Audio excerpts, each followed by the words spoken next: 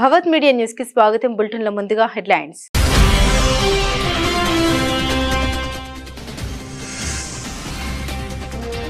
ప్రధాని మోదీకి శ్రీలంక అత్యున్నత పురస్కారం. మోదీకి శ్రీలంక మిత్ర విభూషణ అందజేసిన అధ్యక్షుడు అనుర కుమార.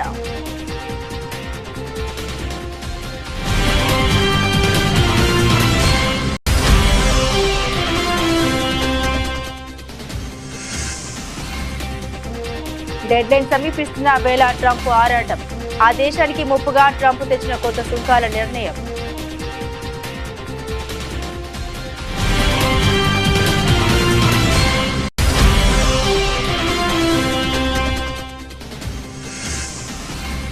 తమిళనాడు రాష్ట్ర బీజేపీ నూతన అధ్యక్షుడి నియామకంపై అన్నమలై ఆసక్తికర వ్యాఖ్య. తన అధ్యక్షుడి రేసులో లేరన్న అన్నమలై.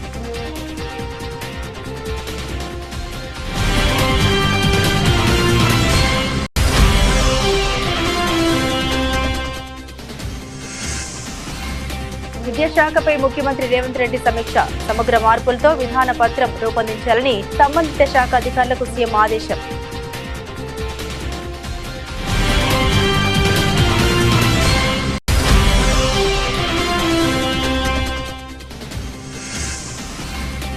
నందిగామ నియోజకవర్గంలో బాబు జగజ్జీవన్ రామ్ జయంతి కార్యక్రమంలో పాల్గొన్న సీఎం చంద్రబాబు. జగజ్జీవన్ రామ్ స్ఫూర్తితో ఏపీ ప్రభుత్వం పనిచేస్తుందని వ్యాఖ్య.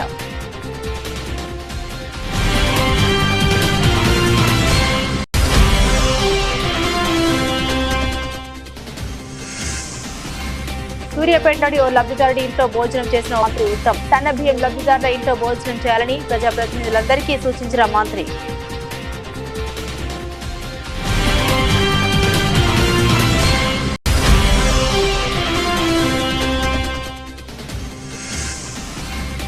వైఎస్ఆర్సీపీ కేంద్ర కార్యాలయంలో బాబు జగజ్జీవన్ రామ్ జయంతి కార్యక్రమం. ఆయన చిత్రపటానికి ఘనంగా నివాళులర్పించిన ఆ పార్టీ సీనియర్ నాయకులు.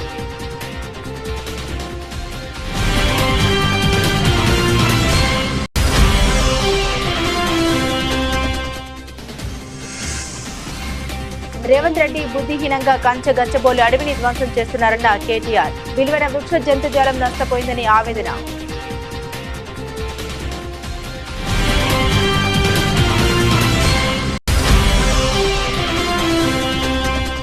పిఠాపురంలో నాగబాబుకు టీడీపీ కార్యకర్తల నుండి నిరసన సెగ. నాగబాబుడు చుట్టుముట్టి జై వర్మ అంటూ నినాదాలు చేసిన టీడీపీ కార్యకర్తలు. నాగబాబు పర్యటనకు దూరంగా ఉన్న టీడీపీ ఇన్ఛార్జ్ వర్మ.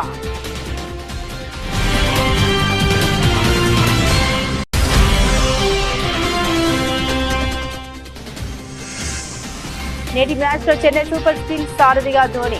గాయం కారణంగా కెప్టెన్ రుతురాజ్ గైక్వాడ్ మ్యాచ్ కు దూరం.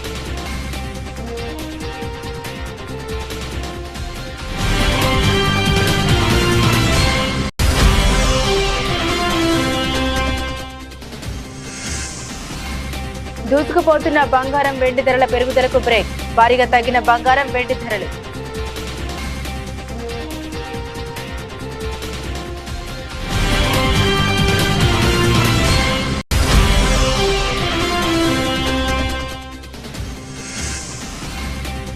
కూలీ విడుదల తేదీ ఫిక్స్. తలైవారికి పోటీగా హృతిక్ రోషన్ వార్ 2.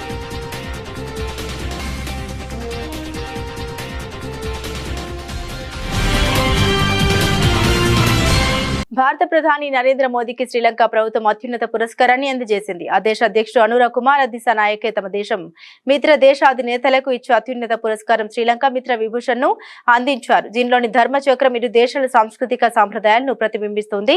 మధ్యలో ఉండే కలశం శ్రేయస్సును 9 విలువైన రత్నాలు ఈ దేశాల మధ్య శాశ్వతమైన స్నేహాన్ని సూచిస్తే సూర్యుడు చంద్రుడు కాలాతీత బంధానికి సూచిక. ఇలా ఇవన్నీ ఇరు దేశాల మధ్య సాంస్కృతిక ఆధ్యాత్మిక బంధాన్ని సూచిస్తాయి. కాగా ప్రధాని మోదీ 3 రోజుల పర్యటన కోసం శ్రీలంక వెళ్లిన విషయం తెలిసిందే. श्रीलंका मित्र विभूषण से सम्मानित किया जाना मेरे लिए गौरव की बात है. यह सम्मान केवल मेरा सम्मान नहीं बल्कि यह 140 करोड़ भारतीयों का सम्मान है. यह भारत और श्रीलंका के लोगों के बीच ऐतिहासिक संबंधों और गहरी मित्रता का सम्मान है. इस सम्मान के लिए मैं राष्ट्रपति जी का, श्रीलंका सरकार और यहाँ के लोगों का हृदय से आभार व्यक्त करता हूँ। फ्रेंड्स, प्रधानमंत्री के रूप में श्रीलंका का यह मेरा चौथा दौरा है।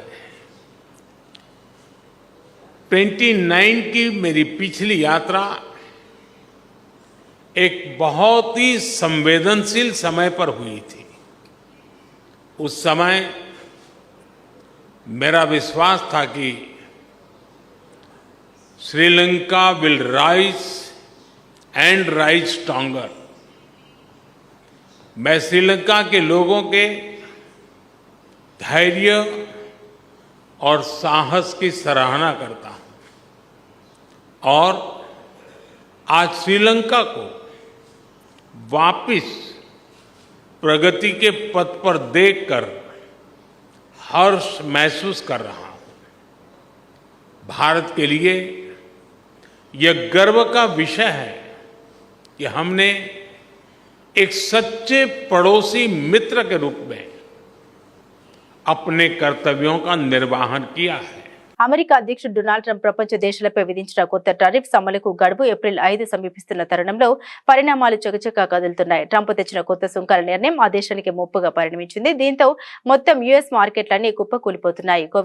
కోవిడ్ తర్వాత ఎన్నడూ లేనంత ఫాల్ను ఎదుర్కొంటున్నాయి. మరోపక్క ట్రంప్ తీసుకున్న నిర్ణయానికి స్వదేశంలో తీవ్ర వ్యతిరేకత వ్యక్తమవుతుంది. డొనాల్డ్ ట్రంప్ యొక్క భారీ సుంకాలకు మార్కెట్లు, విదేశీ ప్రభుత్వాలు, యుఎస్ కంపెనీలు, ఫెడరల్ రిజర్వ్ చీఫ్ ఇంకా కీలక అమెరికా చట్టసభ సభ్యుల నుండి కూడా వ్యతిరేకత ఎదురవుతుంది. దీంతో ట్రంప్ సర్కారు కూడా త్వరగా పావులు కదుపుతోంది. ఇప్పటికే ప్రారంభించిన చర్చల్ని ముగింపు దశకు తీసుకొస్తుంది.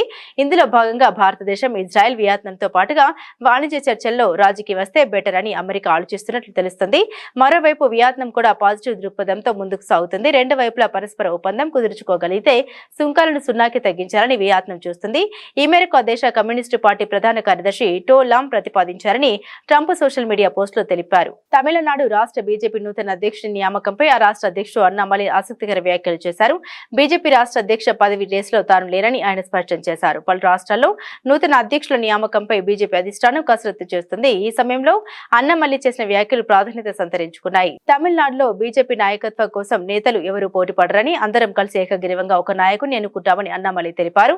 తాను కూడా ఈ రేసులో లేనని ఆయన స్పష్టం చేశారు. పార్టీకి మంచి భవిష్యత్తు ఉండాలని కోరుకుంటున్నారని ఆయన తెలిపారు. పార్టీ ప్రగతి కోసం ఎంతో మంది తమ ప్రాణాల్ని అర్పించారని ఆయన గుర్తు చేశారు. బీజేపీ ఎప్పటికీ బాగుండాలని కోరుకునే వ్యక్తిని అని అన్నామలై అన్నారు. తాను ఎలాంటి రాజకీయ ఊహాగానాలపై స్పందించలేరని ఆయన తేల్చి చెప్పారు. ఇతర పార్టీల మాదిరిగా బీజేపీలో అధ్యక్ష పదవి కోసం 50 మంది నేతలు నామినేషన్ వేసే పరిస్థితి ఉండదని ఆయన తెలిపారు. புதிய மாநில தலைவருக்கான போட்டியில் நான் இல்லை. சரியான அடுத்தது அது ஏன் இன்னைக்கு நாளைக்கு நீங்க அப்படியே ஒரு நியூஸை போட்டு அண்ணாமலை டெல்லி போறாரு, அண்ணாமலை இவரை கை காட்டினாரு, அண்ணாமலை இவரை கை காட்டல, இந்த எந்த வம்பு சண்டைக்கு நான் வரலீங்கன்னா நான் போட்டியில் இல்லை. அதிமுக பாஜக கூட்டணி சொன்னா மாநில தலைமை மாற்றணும், அதனாலதான் விரைவில் அதை பத்தி நான் எது கருத்து சொல்ல விரும்பலீங்கண்ணா. அண்ணா அதை பத்தி நான் கருத்து சொல்ல விரும்பல. என்னை பொறுத்தவரை இந்த கட்சி நல்லா இருக்கணும், நல்லவர்கள் இருக்கக்கூடிய கட்சி, நல்ல ஆத்மாக்கள் இருக்கக்கூடிய கட்சி. இந்த கட்சியில் நிறைய பேர் உயிரை கொடுத்து இந்த கட்சியை வளர்த்திருக்கிறாங்க, புண்ணியவர்கள் இருக்கக்கூடிய கட்சி. அதனால் அந்த கட்சி எப்பொழுதும் நன்றாக இருக்க வேண்டும் என்று நினைக்கக்கூடியவன் நான். என்னை பொறுத்தவரை புதிய தலைவர் தேர்ந்தெடுக்கப்படும் பொழுது நிறைய பேசுவாங்க. రాష్ట్రంలోని విశ్వవిద్యాలయాలన్నీ విద్యార్థులు కేంద్రంగా పనిచేయాలని ముఖ్యమంత్రి రేవంత్ రెడ్డి అన్నారు. యూనివర్సిటీల్లో విద్యార్థుల భవిష్యత్తును తీర్చిదిద్దే కోర్సులు ఉండాలని, మార్కెట్లో డిమాండ్ ఉన్న కోర్సుల బోధనకు ప్రాధాన్యం ఇవ్వాలని సూచించారు. శుక్రవారం సాయంత్రం పోలీస్ కమాండ్ కంట్రోల్ సెంటర్లో రాష్ట్రంలోని యూనివర్సిటీల వైస్ ఛాన్సలర్లతో సీఎం సమీక్ష నిర్వహించారు. ఈ సందర్భంగా ఆయన మాట్లాడుతూ ప్రభుత్వ విశ్వవిద్యాలయాలకు గ్రామీణ ప్రాంతాల నుండి, ఆర్థిక స్తోమత లేని కుటుంబాల నుండి విద్యార్థులు వస్తున్నారని, వారికి సరైన భవిష్యత్తు కల్పించేలా బోధన ఉండాలని అన్నారు. ఆర్థిక స్తోమత ఉన్న కుటుంబాల నుండి వచ్చే విద్యార్థులు మార్కెట్లో డిమాండ్ ఉన్న కోర్సులను ఎంచుకొని ప్రైవేట్ యూనివర్సిటీల వైపు వెళ్తున్నారని తెలిపారు. వారికి ఎదురయ్యే పోటీని ప్రభుత్వ విశ్వవిద్యాలయాల విద్యార్థులు ఎదుర్కోవాలంటే డిమాండ్ ఉన్న కోర్సులే బోధించాలని సీఎం అభిప్రాయపడ్డారు. ప్రస్తుతం పలు యూనివర్సిటీల్లో పెద్దగా ప్రాధాన్యం లేని కోర్సులను బోధిస్తున్నారని, వాటిని రద్దు చేసి నూతన కోర్సుల్ని ప్రవేశపెట్టాలని సూచించారు. ఆయా కోర్సులకు చెందిన ప్రొఫెసర్లకు అడ్మినిస్ట్రేటివ్ బాధ్యతలు అప్పగించాలన్నారు. యూనివర్సిటీలను కొందరు ప్రొఫెసర్లకు పునరావాస కేంద్రాలుగా మార్చవద్దని అన్నారు. ఈ సందర్భంగా వీసీలకు తమ వర్సిటీల్లో ప్రొఫెసర్ల కొరత, భవనాలు, ఇతర వసతుల సమస్యల్ని సీఎం దృష్టికి తీసుకురాగా వర్సిటీల అభివృద్ధి కోసం అవసరమైన నిధులు కేటాయించేందుకు గాను ప్రభుత్వం సిద్ధంగా ఉందని తెలిపారు. ఉమ్మడి కృష్ణా జిల్లా నందిగామ నియోజకవర్గంలో సీఎం చంద్రబాబు పర్యటించారు. బాబు జగజ్జీవన్ రామ్ జయంతి సందర్భంగా ఏర్పాటు చేసిన ఓ కార్యక్రమంలో ఆయన ప్రసంగించారు. అప్పట్లో పరిస్థితి దృష్ట్యా కుటుంబ నియంత్రణ పాటించమన్నామని, ఇప్పటి పరిస్థితుల నేపథ్యంలో దేశంలో జనాభా పెరగాల్సిన అవసరం చాలా ఉందని అన్నారు. లేకపోతే రాబోయే రోజుల్లో దేశంలో వృద్ధుల సంఖ్య పెరిగిపోతుందని అభిప్రాయపడ్డారు. అభివృద్ధి చెందిన దేశాల్లో ఇప్పుడు ఇదే సమస్యగా ఉందని తెలిపారు. వృద్ధుల సంఖ్య ఎక్కువగా ఉండే దేశాల్లో ఉత్పాదకత తగ్గిపోతూ ఉంటుందని వివరించారు. జనాభా వృద్ధి చెందడం అత్యంత ముఖ్యమైన అంశమని స్పష్టం చేశారు. దేశంలో రెండో తరం సంస్కరణలకు శ్రీకారం చుట్టామని, 2047 నాటికి భారతదేశం ప్రపంచంలోనే అగ్రగామిగా ఉంటుందని ధీమా వ్యక్తం చేశారు. మీరు ఒక్కసారి చూస్తే ఈరోజు బాబు జగజ్జీవన్ రామ్ జయంతి ఒక మహనీయుడి యొక్క జయంతి. ఏప్రిల్ నెలలో ముగ్గురు పుట్టారు. ఒకరు బాబు జగజ్జీవన్ రామ్ గారు, రెండోది రాజ్యాంగాన్ని రాసినటువంటి అంబేద్కర్ గారు, మూడోది మహాత్మా పూలే గారు. ఈ ముగ్గురు కూడా ఒక సామాజిక మార్పుకు శ్రీకారం చుట్టినటువంటి చరిత్ర పురుషులు. అందుకనే ఈరోజు నేను ఇక్కడికి రావడం నా అదృష్టంగా భావిస్తున్నా. ఈరోజు ఒక వినూత్నమైన కార్యక్రమంతో మేము ముందుకు వచ్చాను. నేను ఇక్కడ 2 విధాలుగా మీరు చూస్తే, ఒకటి బంగారు కుటుంబాలు. ఇప్పుడే కలెక్టర్ గారు చెప్పారు, దగ్గర 41 మంది ఈ గ్రామంలో అందరికంటే తక్కువ ఆదాయం వచ్చే కుటుంబాలు. అంటే ఇవంతా కూడా 20 లక్షల కుటుంబాలని రాష్ట్రంలో ఎంపిక చేశాం. మీ ఊర్లో 41 చేశాం. అదే సమయంలో నేను ఆలోచించిన విధానం అట్టడుగు నుండే 20%, పై నుండే 10%. ఈ రోజు ఇక్కడ కూర్చున్న కొంతమంది మార్గదర్శులు ఉన్నారు. ఇప్పుడే మనోజ్ గారు అయితే అక్కడికి వచ్చినప్పుడు చూశాను. ఈ రోజు వీళ్ళందరూ కూడా ఇక్కడ కూడా ఒక 5 మంది వచ్చారు. వీళ్ళకి సమాజం ఒక అవకాశం ఇచ్చింది, అందిపుచ్చుకున్నారు. ఈ రోజు పారిశ్రామికవేత్తలుగా, లేకుంటే మెరుగైన జీవన ప్రమాణాలతో ముందుకు పోయే పరిస్థితికి వచ్చారు. నేను ఒకప్పుడు జన్మభూమి పిలిపించాను, మీరందరూ స్పందించారు. ప్రపంచంలో ఉండే వాళ్ళందరూ వచ్చి జన్మభూమి పిలుస్తుంది రా, కదిలి రా అంటే గ్రామానికి వచ్చి ఎన్నో కార్యక్రమాలు చేశారు. స్కూల్ బిల్డింగ్లు కట్టారు, రోడ్లు వేశారు, శ్మశానాలు కట్టించారు, అనేక కార్యక్రమాలు చేశారు. ఈ రోజు నేను ఇచ్చే పిలుపు, ఎవరైతే సమాజంలో ఆర్థికంగా పైకొచ్చారో, తెలివితేటలున్నాయో, అలాంటి మీరు తిరిగి సమాజానికి ఇవ్వాలి. ఆ రోజు సమాజానికి ఇమ్మని కోరాను. శ్రీరామ నవమి పండుగ రోజున మంత్రులు, ఎంపీలు, ఎమ్మెల్యేలు, ఎమ్మెల్సీలు, ఇతర ప్రజాప్రతినిధులు సన్నబియ్యం లబ్ధిదారుల ఇంట్లో భోజనం చేయాలని మంత్రి ఉత్తమ్ కుమార్ రెడ్డి సూచించారు. అదే రోజున ముఖ్యమంత్రి రేవంత్ రెడ్డి భద్రాచలంలో సన్నబియ్యం లబ్ధిదారుడి ఇంట్లో భోజనం చేస్తారని తెలిపారు. సచివాలయంలో శుక్రవారం మంత్రులు పొన్నం ప్రభాకర్, కోమటిరెడ్డి వెంకటరెడ్డి, సిఎస్ శాంతి కుమార్ తో కలిసి అన్ని జిల్లాల కలెక్టర్లు, మంత్రులు, వివిధ కార్పొరేషన్ల చైర్మన్లతో ఆయన వీడియో కాన్ఫరెన్స్ నిర్వహించారు. ఈ సందర్భంగా ఉత్తమ్ మాట్లాడుతూ, ప్రభుత్వం అత్యంత ప్రతిష్టాత్మకంగా చేపట్టిన సన్నబియ్యం పంపిణీ కార్యక్రమాన్ని విజయవంతం చేయడానికి అధికారులు, ప్రజాప్రతినిధులు చొరవ చూపాలని సూచించారు. సన్నబియ్యం సరఫరాలో ఎలాంటి అవకతవకలు జరగనివ్వద్దు. గోదాముల నుండి బియ్యం రవాణా, రేషన్ షాపుల నుండి లబ్ధిదారులకు పంపిణీ చేయడంలో ఏమైనా లోటుపాట్లు ఉంటే సరిచేయాలి. ఈ ప్రక్రియ పూర్తయ్యాక సన్నబియ్యంతో లబ్ధి పొందే కుటుంబాల సంఖ్య 1 కోటి దాటుతుందని పేర్కొన్నారు. కాగా మంత్రి ఉత్తమ్ శుక్రవారం రాత్రి సూర్యాపేట జిల్లా కేంద్రంలోని 2వ వార్డులో సన్నబియ్యం లబ్ధిదారు పాలడుగు శ్రీనివాస్ ఇంట్లో భోజనం చేశారు. ఇక నగరికల్ ఎమ్మెల్యే వేముల వీరేశం శుక్రవారం సన్నబియ్యం లబ్ధిదారులైన వల్లాల లక్ష్మమ్మ, సైదులు దంపతుల ఇంట్లో భోజనం చేశారు. 2వ వార్డులో పాలడుగు వెంకటయ్య దళిత కుటుంబం వారి ఇంటితో కలిసి మేము భోజనం చేస్తున్నాము. రాష్ట్రంలో పోయిన నెలాఖరు వరకు మీ అందరికి తెలుసు, రాష్ట్రంలో దొడ్డు బియ్యం 4 ట్రైన్స్ వచ్చేది. ఎక్కువ శాతం లబ్ధిదారులు తినకపోయేది.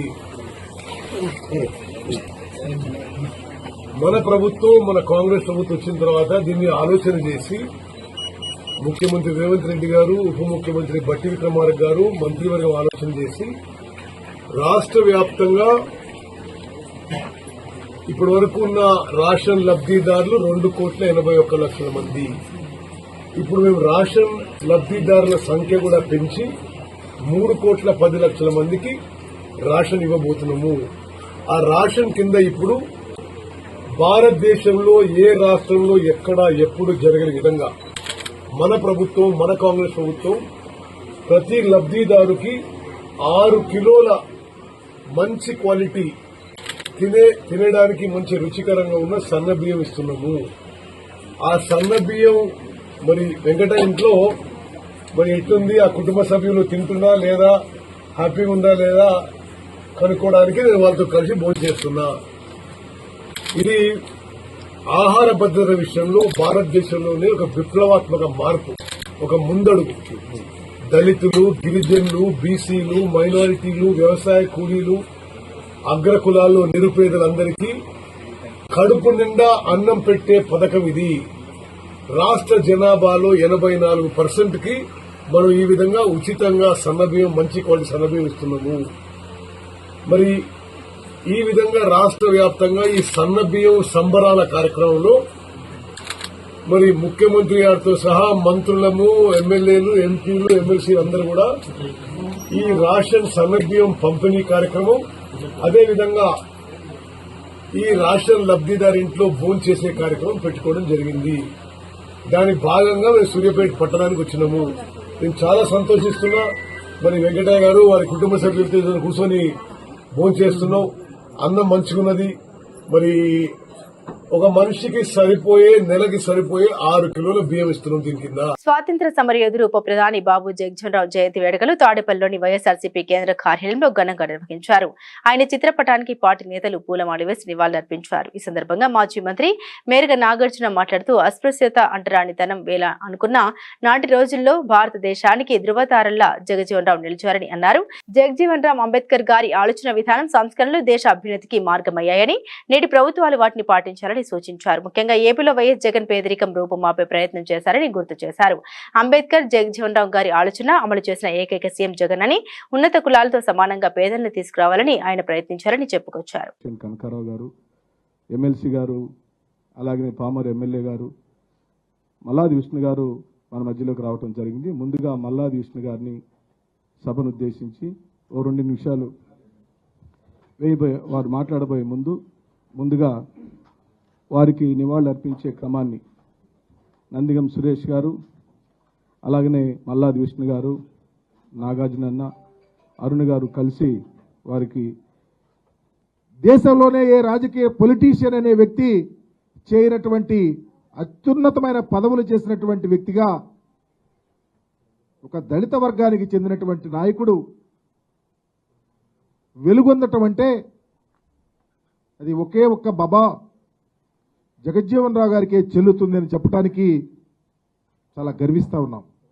ఎందుకంటే స్వాతంత్రోద్యమంలో పాల్గొనటం కానీ, ఆనాడు కాంగ్రెస్ పార్టీలో అంచెలంచెలుగా ఏ రాజకీయ నాయకుడు చేయలా అన్ని పోర్ట్ఫోలియోలు చేశాడు. ప్రతి పోర్ట్ఫోలియోకు అందం తెచ్చాడు. ప్రతి పోర్ట్ఫోలియోకు రూపుదిద్దినటువంటి సంస్కరణలు తెచ్చాడు. ఉప ప్రధానిగా ప్రధానమంత్రి అవకాశం వచ్చినా ఆనాడు రానీయకుండా చేసినటువంటి అనేక మంది ఉద్దండులను ఎదిరించి తనదైన శైలిలో పేద ప్రజల యొక్క, బడుగు బలహీన వర్గాల యొక్క స్థితిగతులు మారటానికి, బాబాసాహెబ్ అంబేద్కర్ గారి యొక్క ఆలోచన విధానాన్ని ప్రజల్లో తీసుకెళ్లటానికి, ఈ యొక్క సంస్కరణలు అనేవి భావితరాలకు ఉపయోగపడటానికి అవకాశం కల్పించినటువంటి అనేక అంశాలలో నిమగ్నమైన వ్యక్తిగా బాబు జగజ్జీవన్రావు గారిని చెప్పుకోవాలి. ఆయన ఆలోచనలు ఈరోజు దేశంలో ఇంప్లిమెంట్ అవ్వాలా, ఆయన కోరికలు నెరవేరాలా. అలా నెరవేర్చాల్సినటువంటి ప్రభుత్వాలు చాలా వెనుగు తిరుగుతూ ఉన్నాయి. పర్టికులర్గా ఆంధ్రప్రదేశ్లో జగజ్జీవన్రావు గారి ఆలోచన విధానాన్ని భుజాన వేసుకున్నటువంటి రాజకీయ నాయకుడిగా జగన్మోహన్ రెడ్డి గారిని చెప్పుకోవాలా. ఎందుకంటే మాటలతో కాదు, సంస్కరణలు, అధికారం వస్తే సహాయం ఎలా చేయాలని చూపించినటువంటి వ్యక్తి, అధికారం వస్తే బడుగు బలహీన వర్గాల పేదలను ఎలా పైకి తీసుకురావాలో, ఏ కులంలోనైనా పేదవాడు ఉండకూడదని గొప్ప ఆలోచన తీసుకొచ్చినటువంటి జగజ్జీవన్రావు గారి ఆలోచనలు ఆంధ్రప్రదేశ్లో ఇంప్లిమెంట్ చేసినటువంటి ఏకైక వ్యక్తి జగన్మోహన్ రెడ్డి గారు. బాబు జగజ్జీవన్రావు గారి ఆలోచన అది. నేను పేదవాడిగా పుట్టినా, నేను దళితులుగా పుట్టినా, నేను ఆనాడు అస్పృశ్యత అనుభవించినా, ఎక్కడ ఏ ఒక్క ఉన్నత కులాల వారితో సమానంగా అంతకన్నా మిన్నగా పనిచేయటమే నా కనీస ధర్మం అని నిలబడినటువంటి వ్యక్తి. ఆయన ఆలోచనలే ప్రతి రాష్ట్రంలోనూ ఇంప్లిమెంట్ చేయాల్సిన బాధ్యత ఉంది. ఆ కోణంలోనే ఇంప్లిమెంట్ చేసిన రాజకీయ నాయకుడే జగన్మోహన్ రెడ్డి గారు. ఈరోజు చూస్తా ఉన్నాం, ఇందాక ఎమ్మెల్సీ గారు చెప్పారు, బాబాసాహెబ్ అంబేద్కర్ గారి విగ్రహాన్ని అంత గొప్ప ఆలోచన జగన్మోహన్ రెడ్డి గారు పెడితే ఈరోజు అక్కడ కరెంట్ ఉంటుందా, దండేసే పరిస్థితి లేదు. ప్రైవేటు వ్యాపారం చేయిస్తూ ఉన్నారు. ఎక్కడెక్కడో ప్రపంచ దేశాల నుంచి వచ్చి ఒక యాత్రాస్థలంగా ఒక మహనీయునికి జగజ్జీవన్ రావు గారి కోరికలను అంబేద్కర్ ఆలోచన విధానంతో మిళితమైనటువంటి ఈ ఆలోచన తిరోధకాలు ఇచ్చే విధంగా ప్రభుత్వం నడుపుతా ఉంది. కంచగచ్చిబౌలిలోని చిట్టడవిని ముఖ్యమంత్రి రేవంత్ రెడ్డి అత్యంత నిర్దయగా ధ్వంసం చేస్తున్నారని బీఆర్ఎస్ వర్కింగ్ ప్రెసిడెంట్ కేటీఆర్ విమర్శించారు. దీనివల్ల విలువైన వృక్ష జంతుజాలం నష్టపోయిందని ఆయన ఆవేదన వ్యక్తం చేశారు. హెచ్ఈసీయూ అడవుల్ని ధ్వంసం చేయడంతో జింక ప్రాణాలు కోల్పోయిందని, ఆ రక్తపు మరకలు కాంగ్రెస్ ఎంపీ రాహుల్ గాంధీ చేతికి అంటాయని ఆయన ఆగ్రహాన్ని వ్యక్తం చేశారు. వన్యప్రాణుల ఈ దారుణ హత్యపై సుప్రీంకోర్టు దృష్టి సారించాలని తాను కోరుతున్నామని ఆయన అన్నారు. కంచగచ్చిబౌలిలో 100 ఎకరాల్లో చెట్లను నరికివేయడంతో హెచ్ఈసీయూ సౌత్ క్యాంపస్ హాస్టల్ వైపు ఒక జింక వచ్చిందని తెలిపారు. జింకను చూడగానే కుక్కలు మొరుగుతూ దానిపై విచక్షణ రహితంగా దాడి చేశాయని ఆయన పేర్కొన్నారు. ఈ దాడిలో జింక తీవ్రంగా గాయపడడంతో హెచ్ఈసీయూ విద్యార్థులు, సిబ్బంది వెటర్నరీ ఆసుపత్రికి తరలించారని, కానీ అది మృతి చెందిందని ఆయన తెలిపారు. పిఠాపురం నియోజకవర్గంలో పల్లె పండుగ కార్యక్రమం ద్వారా మహాత్మా గాంధీ జాతీయ ఉపాధి హామీ పథకం కింద నిర్మించిన నూతన రోడ్డును జనసేన ఎమ్మెల్సీ నాగబాబు ప్రారంభించారు. కాగా పిఠాపురంలో నాగబాబుకు టీడీపీ కార్యకర్తల నుండి నిరసన శాఖ ఎదురైంది. కుమారపురంలో అభివృద్ధి కార్యక్రమానికి వెళ్లిన నాగబాబును టీడీపీ కార్యకర్తలు చుట్టుముట్టి జైవర్మ అంటూ నినాదాలు చేపట్టారు. దీంతో జనసేన కార్యకర్తలకు టీడీపీ కార్యకర్తలకు మధ్య తోపులాట జరిగింది. మరోవైపు నాగబాబు పర్యటనకు టీడీపీ ఇన్ఛార్జ్ వర్మ దూరంగా ఉన్నారు.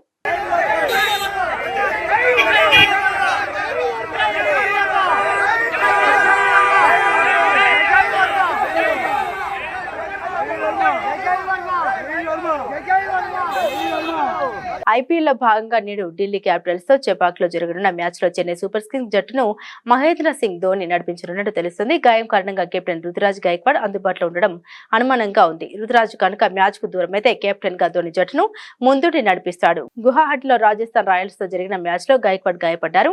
అప్పటి నుండి అతడు ట్రైనింగ్ కు దూరమయ్యారు. ఈ నేపథ్యంలోనే అవసరమైతే ధోనికి పగ్గాలు అప్పగిస్తామని జట్టు బ్యాటింగ్ కోచ్ మైకెల్ హసీ తెలిపారు. నేటి మ్యాచ్ కోసం గైక్వాడ్ ట్రైనింగ్ లో బ్యాట్ పడతారని ఆశిస్తున్నామని హసీ తెలిపాడు.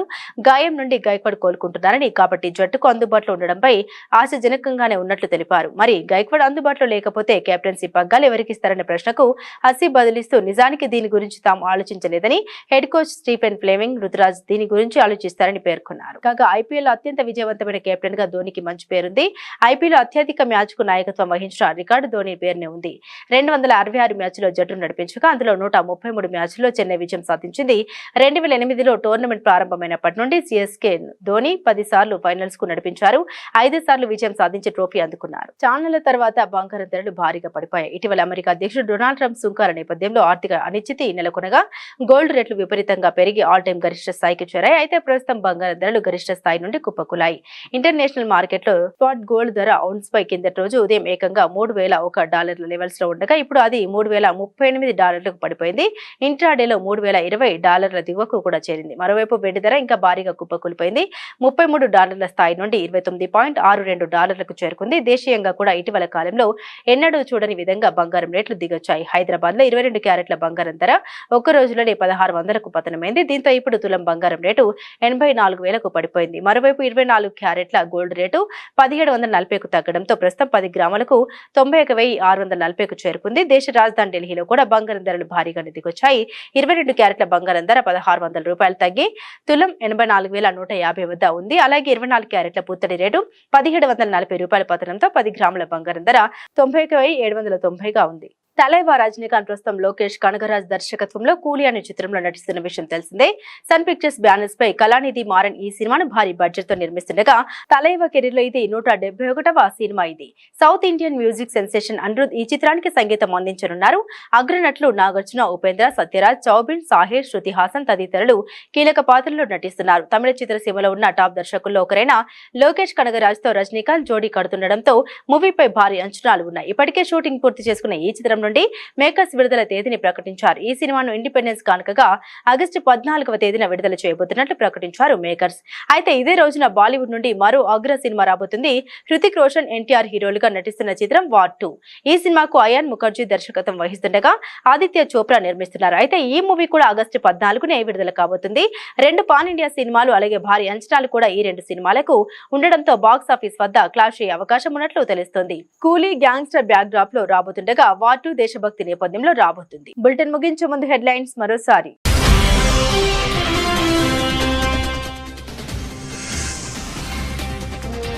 ప్రధాని మోదీకి శ్రీలంక అత్యున్నత పురస్కారం. మోదీకి శ్రీలంక మిత్ర విభూషణ అందజేసిన అధ్యక్షుడు అనురా కుమార.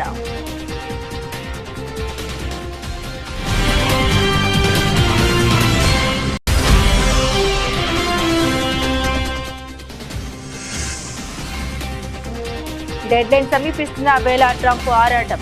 ఆ దేశానికి ముప్పుగా ట్రంప్ తెచ్చిన కొత్త సుంకాల నిర్ణయం.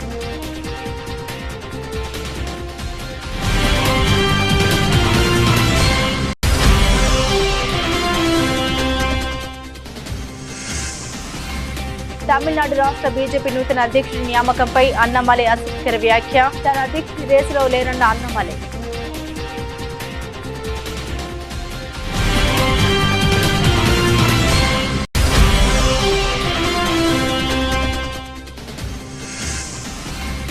విద్యాశాఖపై ముఖ్యమంత్రి రేవంత్ రెడ్డి సమీక్ష.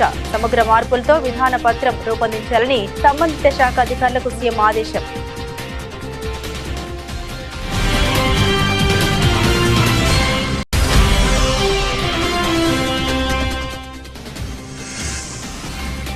నందిగామ నియోజకవర్గంలో బాబు జగజ్జీవన్ రామ్ జయంతి కార్యక్రమంలో పాల్గొన్న సీఎం చంద్రబాబు. జగజ్జీవన్ రామ్ స్ఫూర్తితో ఏపీ ప్రభుత్వం పనిచేస్తుందని వ్యాఖ్య.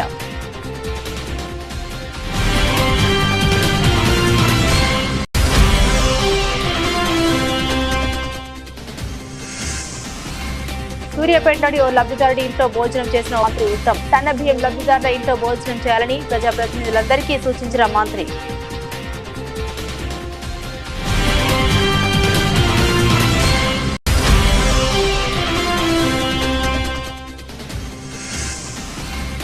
వైఎస్ఆర్సీపీ కేంద్ర కార్యాలయంలో బాబు జగజ్జీవన్ రామ్ జయంతి కార్యక్రమం. ఆయన చిత్రపటానికి ఘనంగా నివాళులర్పించిన ఆ పార్టీ సీనియర్ నాయకులు.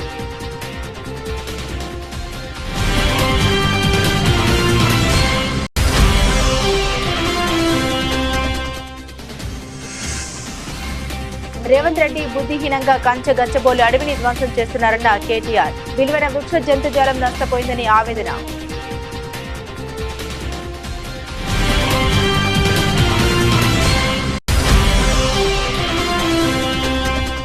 పిఠాపురంలో నాగబాబుకు టీడీపీ కార్యకర్తల నుండి నిరసన సెగ. నాగబాబును చుట్టుముట్టి జై వర్మ అంటూ నినాదాలు చేసిన టీడీపీ కార్యకర్తలు. నాగబాబు పర్యటనకు దూరంగా ఉన్న టీడీపీ ఇన్ఛార్జ్ వర్మ.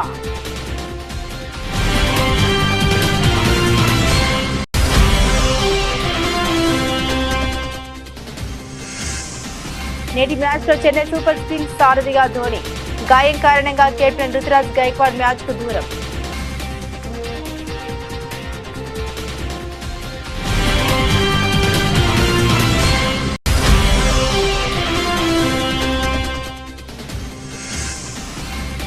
దూసుకుపోతున్న బంగారం వెండి ధరల పెరుగుదలకు బ్రేక్.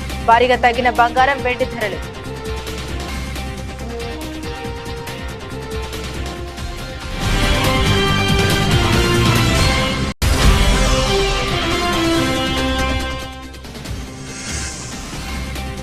కూలీ విడుదల తేదీ ఫిక్స్. తలైవారికి పోటీగా హృతిక్ రోషన్ వార్ 2.